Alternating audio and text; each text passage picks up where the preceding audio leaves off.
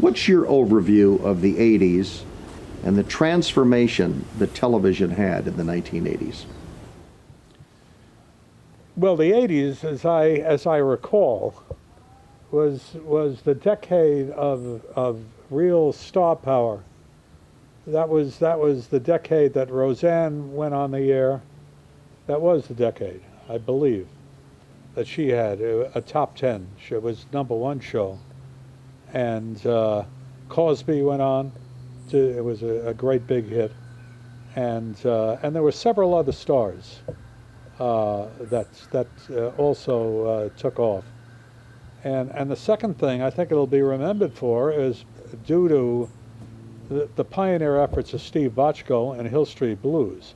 The ensemble dramas really came to the forefront, where you had shows like St. Elsewhere and L.A. Law join the ranks of the Hill Streets and doing multi-actor ensemble pieces. And it was the decade of the miniseries, where there were major miniseries, just due to the success of Roots, Shogun, Holocaust.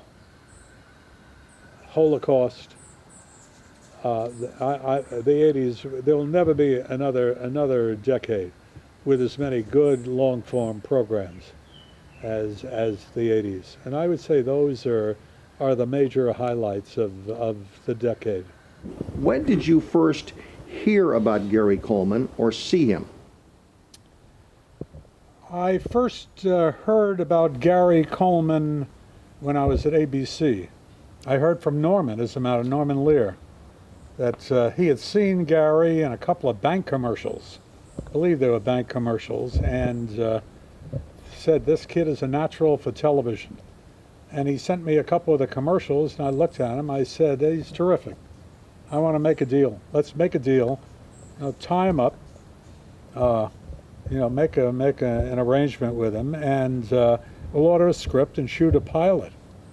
And he went to it. He made the deal with Gary Coleman, and we proceeded to write a script. And right in the middle of that, I don't even think the script was delivered.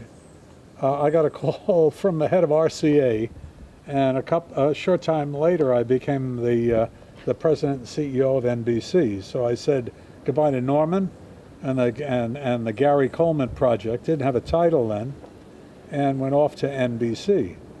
And unfortunately for Gary and the project, it kind of floundered over there. They didn't know what a Gary Coleman was, nor were they really interested in finding out.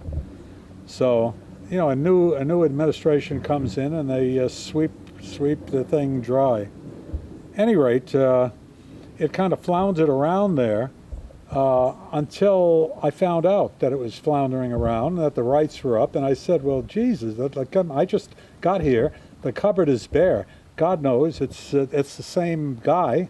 Let's make a deal. So we made a deal. We quickly did I don't even think we did a pilot. I mean, basically, they showed me a script, which was a very, very funny script. I knew Conrad Bain from the Maude show, which I put on the air, and they said, go. So we ordered 13, and it went on the air, I believe, on a Friday night at 8 o'clock, and that was about 4 months after I had joined NBC. And went on, it was an instant hit.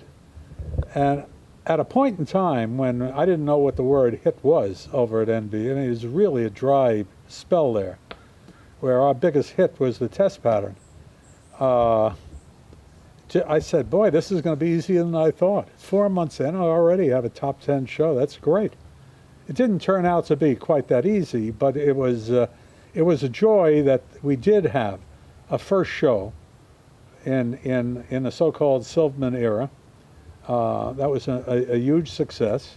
And shortly thereafter, it began another show, The Facts of Life, which was a spin-off of that, which had an even longer life than Diff'rent Strokes. What was it about Gary Coleman when you saw him on that commercial? I mean, you're a person that knows talent when you see it.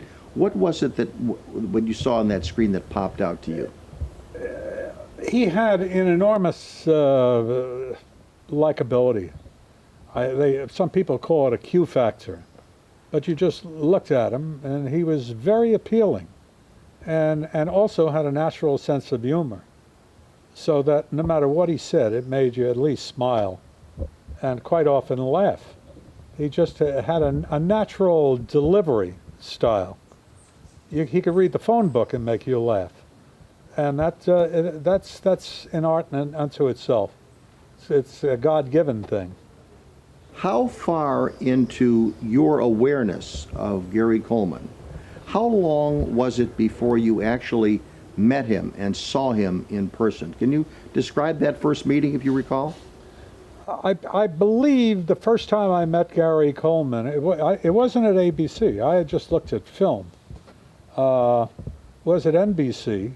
I think he came up to the office, and it was shortly after the show went on the air. And you know, how do you deal with the biggest star on the network? I got down on my hands and knees and I said, "God bless you," and it was terrific. But we had a lot of fun. You know, I think he came in at a point in time when they were decorating the Christmas tree at Rockefeller Plaza, and my office was on the 6th floor and it overlooked the plaza. So you could actually see, you had the best view of the tree in the world, you know, from that office. And he particularly enjoyed that.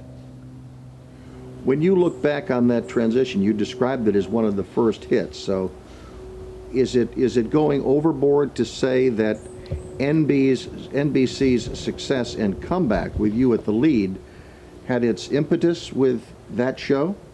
Well, it had a great beginning with that show. But it usually takes more than a single show, you know, to turn a whole network around. This network was, when I walked in the door, was in pretty sad shape.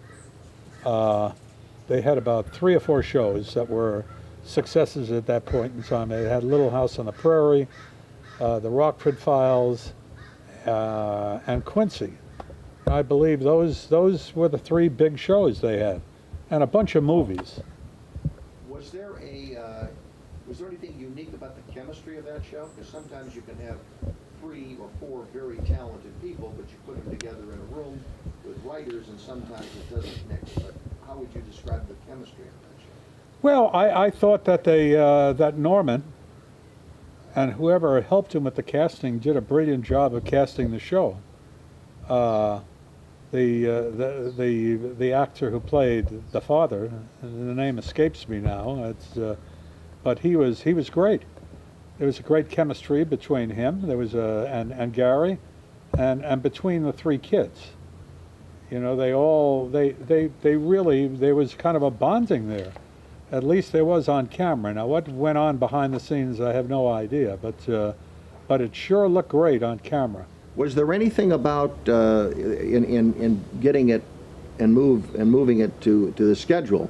Was there anything or any debate about 2 African American kids being adopted by a white upper middle class man? Was that an issue at any point? The matter of race and the fact that a white man adopted a couple of inner city African American kids never came up. It just, it was an entertainment show. I think there was a nice message that was built into it, you know, without hitting the audience over the head. And I thought it was really a great role model.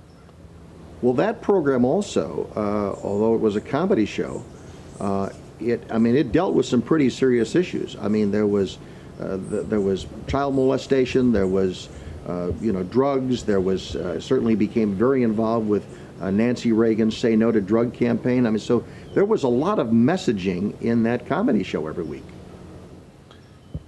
I believe the messaging on Diff'rent Strokes is partly because Norman was involved in the show.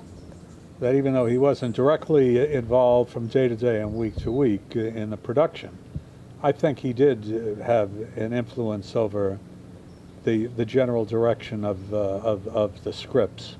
And I think he wanted there to be some relevance. That when you have an opportunity like this, you know, with a white man taking in a couple of black kids, to not take advantage of that would be nuts. The show ended up being on in over 150 countries all over the world. How does that take us through that process, Mr. Silverman? How does a network popular show in America, how does it get around the world? What's that process like?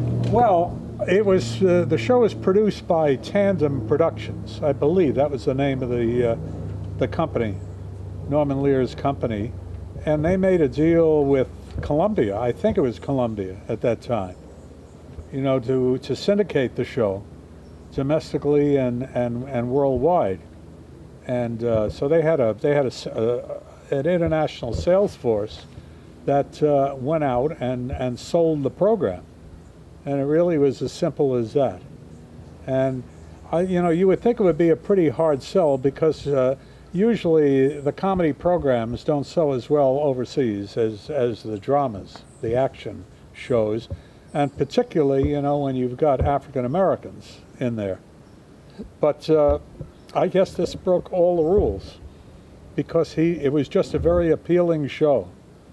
And sometime, you know, it just, people look at it and they enjoy it and it becomes popular, and that's all that really counts. You've seen a lot of child actors come and go. You've seen some child actors go on to adult success. You've seen unhappy endings to many stories. What is your recollection of the back end of Gary Coleman's life? Any comment or thoughts about that? Well, just from what I read, you know, he kind of fell on hard times. I think his money was mismanaged, whatever money he made, so that was one problem. I don't know whether he had a drug problem. I don't know about that, but he just had a troubled period post Diff'rent strokes. A lot of legal problems, and you know, it was. I think if he were to look back on his whole life from up there, that he probably would say the best period of his life was the period leading up to and during Diff'rent strokes. You know, where he had the fame, he had like a surrogate family that he went to work with every single week, every day, and that was a great time. The last 5 to 10 years of his life, I think, were really quite unpleasant.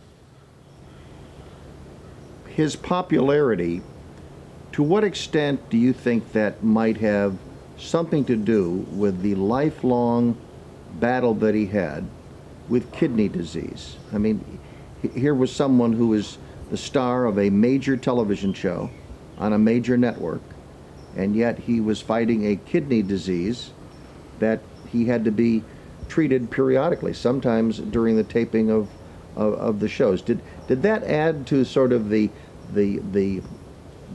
beloved nature of who he was on the screen and off the screen? I would say I might, a little bit. I think by and large people responded to his personality and the fact that this little guy, you know, and I think that he was little, you know, partially because of the illness that he had. And but I think that and the things that came out of his mouth were like little jewels, and his delivery, that you couldn't learn anything like that. As I said earlier, it's kind of God-given, that talent. And I think that's what people just liked him, and the fact that he, you know, he had the dialysis and the kidney problems, I think that was kind of icing on the cake. I don't think that's the primary appeal. Primary appeal was him. His parents tell the story that those at the network were always professional, enjoyed working with all of them, and they all, offered condolences when he passed. But the friendship that they remember the best, and they describe as Gary's probably strongest celebrity friend, was Lucille Ball, the bonding between Lucille Ball and Gary Coleman. I had never heard that a bond between Lucy and Gary Coleman, but I probably could understand that. I think each in their own way were major comedy stars, and I think that she probably went through a lot of the same problems that he did, particularly in the younger years, and I think she had a tough time after when she was older, when she lost Gary, was her second husband, and the jobs just weren't there anymore. I mean, that's a tough period. So I think in a way there was some similarity, even though there's a great difference in their ages, between the two people. Did you have much interaction with his parents at any point? No, I never met Gary Coleman's parents.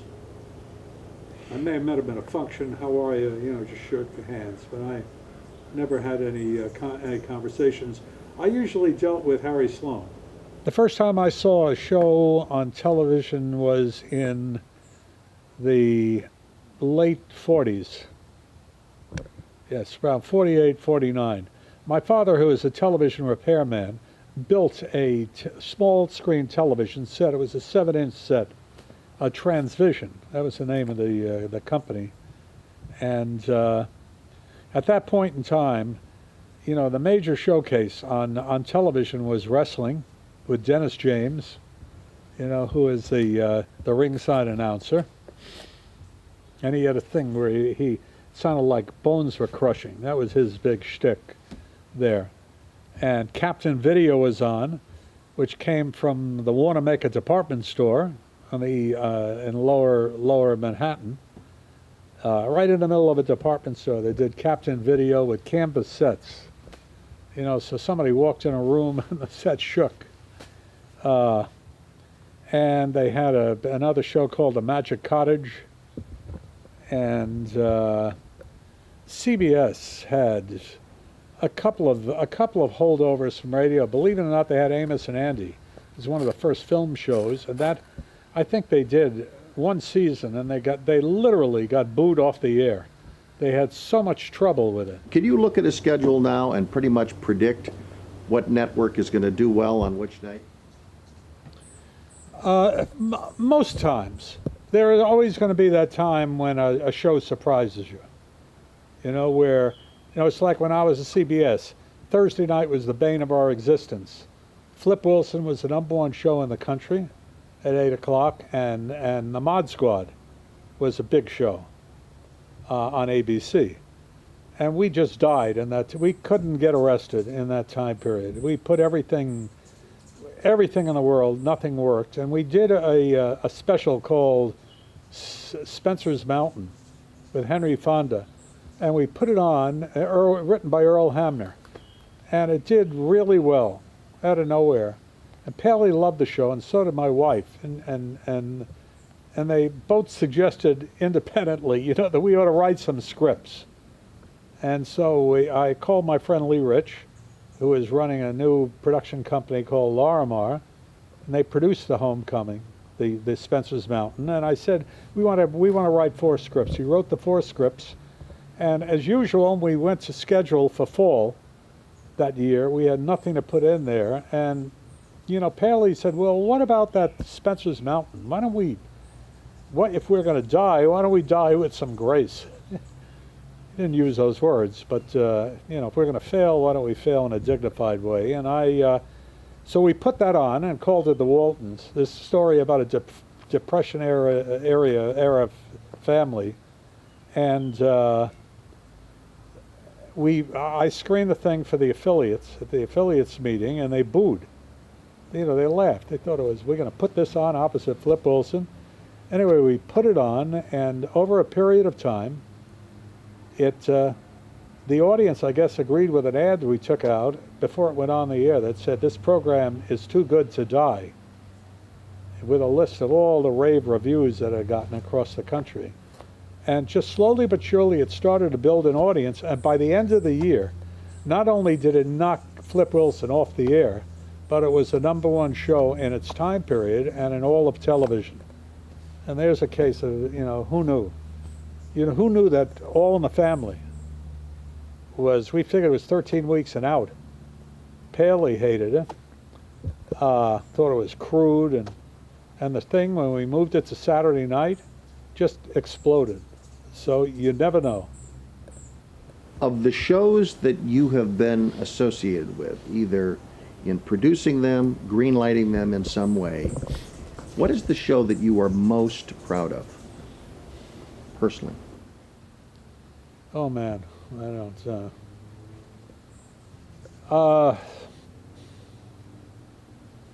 I would say there are a few. In the big epic event, I'd have to say Roots. And in terms of comedy, probably All in the Family and MASH, I think, were the two best. They were part of that Saturday night block we had on CBS. In the dramatic area, dramatic series, I'd say, better than anything, Hill Street Blues. The only person in television history to be a major programming executive at CBS, ABC, and NBC.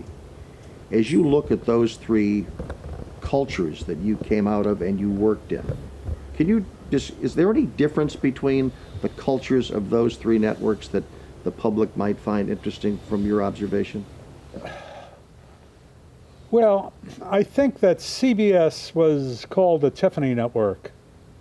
And at that point in time, and for many years to come, William Paley was in charge he owned the place, was the chairman, Frank Stanton was president, and the people underneath them, they just came and went. But they kind of took their success for granted, this Tiffany image.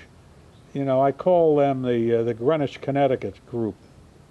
And I do think that led to their undoing in the 80s and 90s, and it wasn't until Les Moonves came in that situation started to turn around. And it turned around because Les very wisely took a look at the history of CBS and its traditions going back to radio and then television, and kind of said, in today's terms, I'm going to use the basic principles that Paley brought to bear there in programming the network, and he did do that.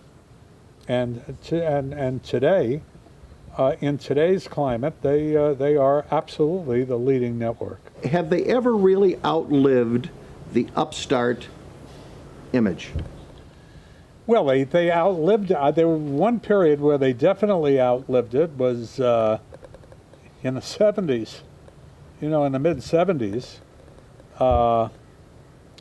Thanks to, basically, it wasn't the work of a single person. When I walked in the door at ABC, Fred Pierce, who is the head of ABC Television, and Michael Eisner, who is running the West Coast, had really created a basic foundation on which to build. So when I walked in the door, there were already things like Happy Days and Cotter and Streets of San Francisco, Barney Miller. There were a handful of shows that looked like they were embryonic, but they would serve as the foundation. And then, with a little bit of luck and taking advantage of the great staff of people that were there, in a very short period of time, we added Donnie and Marie at the mid-season, and then Laverne and Shirley, which was kind of a half-ass spin-off from Happy Days, and Three's Company, and Bionic Woman, which was a spin-off of $6 Million Man, and Love Boat, and Fantasy Island, and it was in the course of a year and a half, the thing just mushroomed into a monumental success. And ABC then, I think, there was one year where we had a seasonal rating of a 21, which is more than the 4 television networks combined right now. They don't have a 21. If you take their total ratings and add them all up, it isn't a 21. And just demographics that were for God. I mean, they were terrific. And that was, and they could certainly not be called an upstart back then. And they also had the best movie operation, thanks to Brandon Stoddard, and did shows like Roots miniseries and Washington Behind Closed Doors and North and South. And the sports division. Yeah, Roone Arledge's sports division, and then he waved his magic wand on the news division and made that a first-rate news division, and they had it all. I mean, ABC then was #1 in daytime, #1 in prime time, in kid shows. The only thing they never had was a late night show, because Carson really had that. But they certainly were not an upstart. And from that point on, there were ups and downs. There were years when they did well, when they had shows like Dynasty, and then they were dry spells. I think in the last decade, they have been hovering around 3rd or 4th place. And they really haven't come up with the magic that will catapult them into a leadership position. And it's a matter of coming up with hit shows. They haven't been able to do that. There are very few. I think Modern Family is one of the few shows. NBC, I don't know how to describe it. I mean, it used to be, many, many years ago, back in the early 50s when Pat Weaver was running the place, it was a network of innovation. I mean, they were the ones that came up with the Today Show and the Tonight Show and a new way of selling advertising time with participating sponsors, and they were the ones that really made full use of Hollywood and the Hollywood studios, particularly with their relationship with Universal, and turned out some really great shows in concert with the studio. And but they never approached those early days when television was basically a comedy variety and live television medium, where they had live dramas several times a week, and then they were clearly in first place.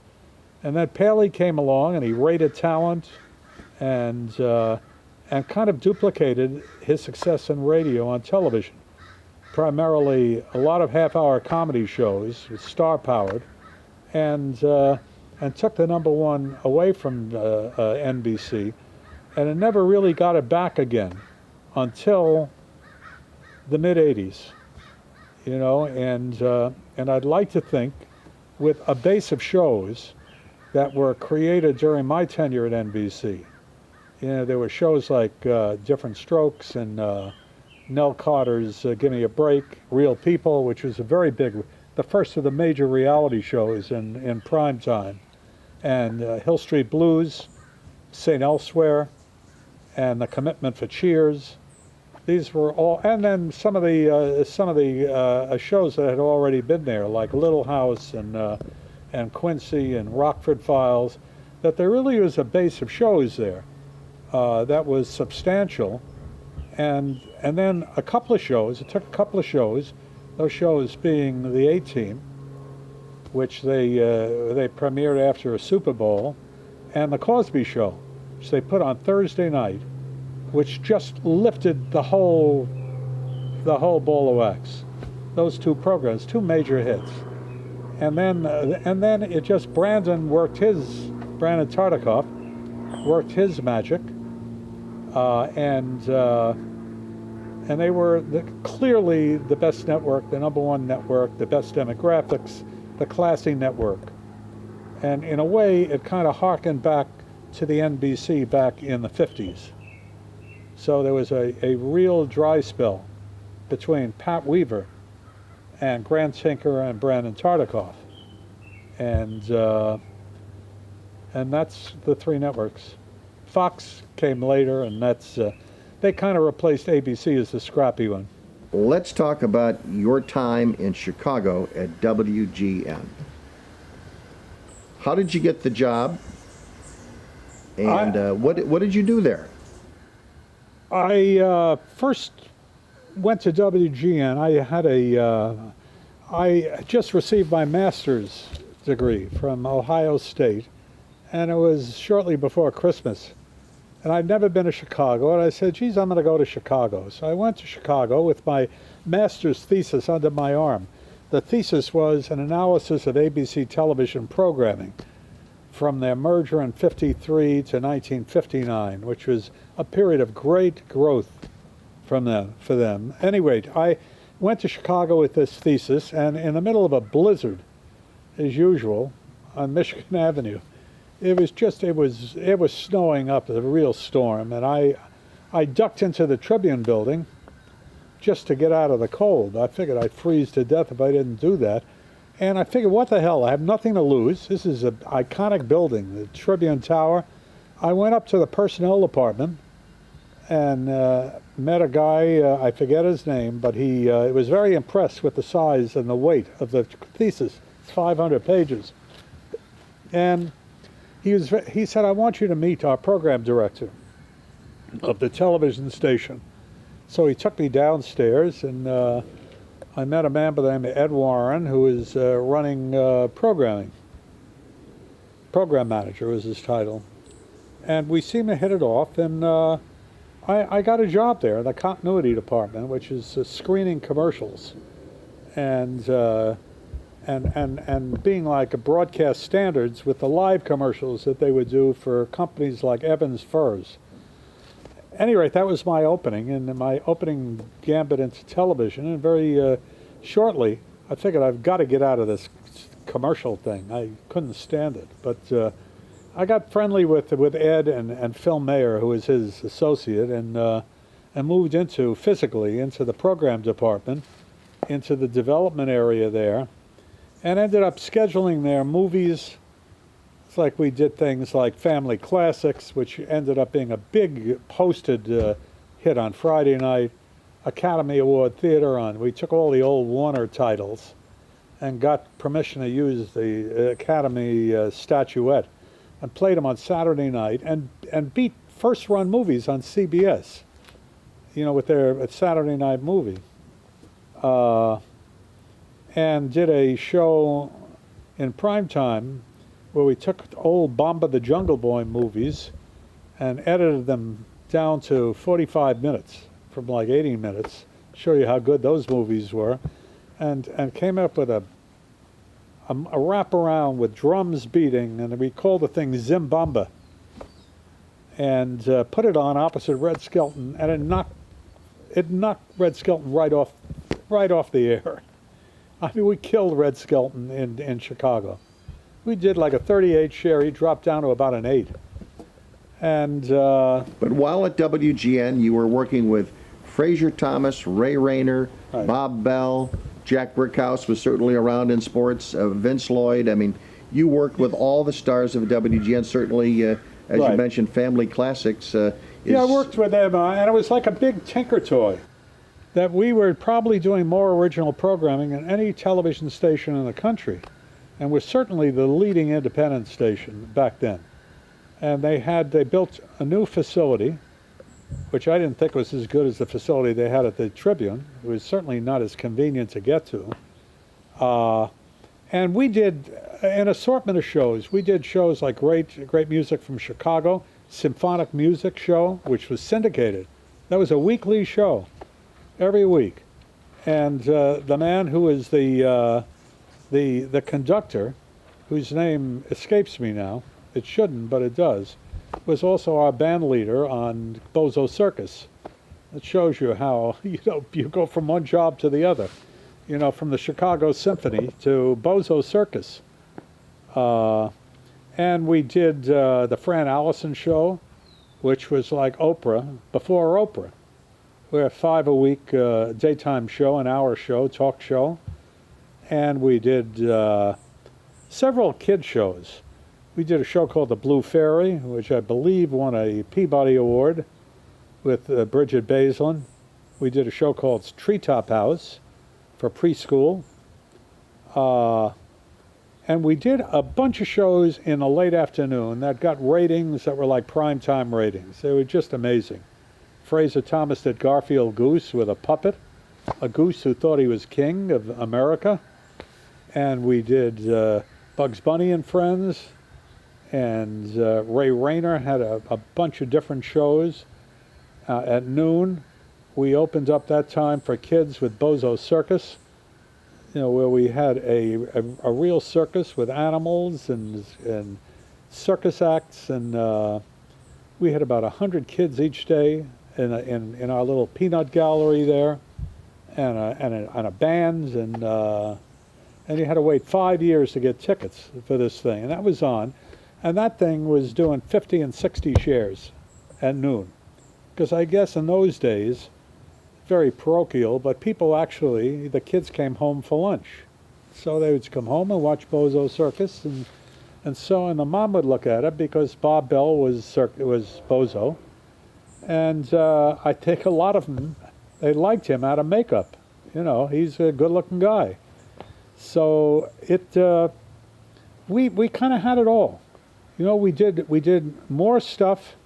And it was like a tinker toy because it kind of taught me everything that I know about broadcasting. And no better place to learn it than at a local television station.